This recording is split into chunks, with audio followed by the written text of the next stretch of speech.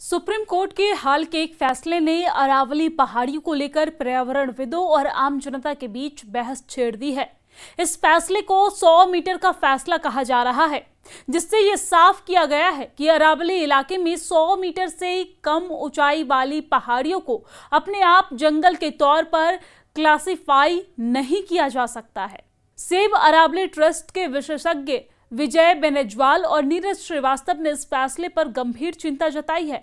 उनका कहना है कि हरियाणा में सिर्फ 2 चोटियां ही हैं कि 100 मीटर से ऊपर है वो, एक तोसाम जो भिवानी जिला में है और दूसरी माधोपुरा जो महेंद्रगढ़ जिला में है। बाकी क्षेत्र अब संरक्षण से बाहर हो सकता है। उन्होंने कहा है कि इससे पूरा इकोसिस्टम को खतरा है।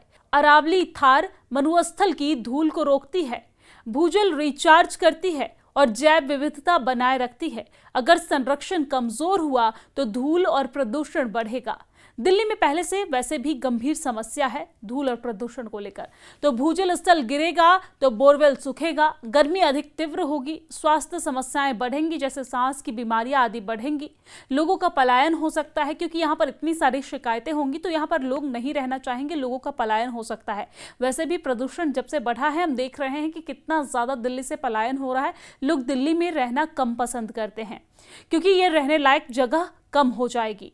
आपको जानकारी दे दें कि विजय बेनेजवाल और नीरज श्रीवास्तव ने कहा है कि इससे उद्योगपतियों को फायदा होगा, खनन और निर्माण आसान हो जाएगा जबकि आम जनता बेहाल हो जाएगी।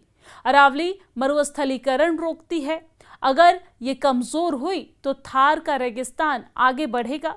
दुबई में धूल नहीं उड़ती क्योंकि वहां पर प्राकृतिक बैरियर मजबूत है, लेकिन दिल्ली में समस्या इसलिए है क्योंकि अरावली पर दबाव बढ़ रहा है।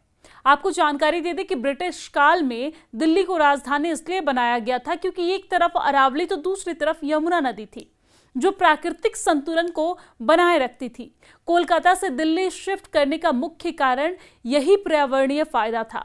विशेषज्ञों का मानना है कि कोर्ट को केंद्र सरकार के प्रस्ताव को पूरी तरीके से स्वीकार नहीं करना चाहिए था। कोर्ट की अपनी सीमाएं हैं और इस मुद्दे पर गहन अध्ययन की जरूरत थी। वही ट्रस्ट ने ऐलान किया है कि वो 150 जिलों के जिलाधिकारियों को ज्ञापन सौंपेंगे। साथ ही ऑनलाइन पिटीशन पर अब तक 41,000 लोग साइन कर चुके हैं। अभियान का लक्ष्य फैसले के संभावित दुरुपयोग को रोकना और अरावली को पूर्ण संरक्षण दिलाना है। अरावली उत्तर भारत की लाइफलाइन है। विशेषज्ञों की ये चिंता सही साबित हुई तो दिल्ली एनसीआर समेत पूरे क्षेत्र पर गंभीर असर पड़ेगा और अब सरकारों और समाज की जिम्मेदारी है कि संरक्षण को प्राथमिकता दी जाए। फैसले के बाद उठे विवाद का मुख्य कारण ये है कि इससे अरावली को धीरे धीरे कमजोर करने का रास्ता खुल सकता है। खतरा फैसले में नहीं बल्कि उसके दुरुपयोग में है। अगर भूमि रिकॉर्ड बदले गए तो पर्यावरण प्रभाव आंकलन को नजरअंदाज किया गया या फिर विकास के नाम पर ढील दी गई तो दिल्ली एनसीआर की हवा और भी ज्यादा जहरीली हो सकती है। भूजल स्थल और नीचे जा सकता है, साथ ही गर्मी अधिक बेरहम हो सकती है। आपको ये जानकारी दे दें कि अरावली का फैलाव गुजरात से राजस्थान, हरियाणा और दिल्ली तक लगभग 800 किलोमीटर है। हरियाणा और राजस्थान में इसका बड़ा हिस्सा राजस्व भूमि के रूप में दर्ज है जो अब तक संरक्षण प्राप्त कर रहा था। फैसले के बाद राज्य सरकारें तय करेंगी कि कौन सी जमीन वन है और कौन सी नहीं। इससे लोगों में संरक्षण के कमजोर होने का डर पैदा हो रहा है। आपको जानकारी दे दें कि अरावली एनसीआर के लिए एक प्राकृतिक डस्ट बैरियर है। अगर यहां खनन या वन कटाई की गई या बढ़ाई गई तो PM10 और PM2.5 जैसे प्रदूषक कणों में तेज बढ़ोतरी होगी और पहले से खराब AQI और भी ज्यादा बिगड़ेगा। अध्ययनों के अनुसार अरावली के नंगे हिस्से से उड़ने वाली धूल सर्दियों के स्मॉग में बड़ा योगदान देती है। दिल्ली एनसीआर में पहले से ही प्रदूषण की समस्या बेहद गंभीर है और ये फैसला इसे और भी ज्यादा जटिल बना सकता है। अरावली की चट्टानें बारिश के पानी को रोकती है और उसे धीरे धीरे भूजल में पहुंचाती है।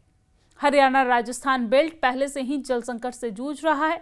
अगर अरावली कमजोर हुई तो बोरवेल और गहरे हो जाएंगे तथा ट्यूबवेल तेजी से सूखेंगे। साथ ही अरावली को एनसीआर का प्राकृतिक कूलिंग सिस्टम कहा जाता है।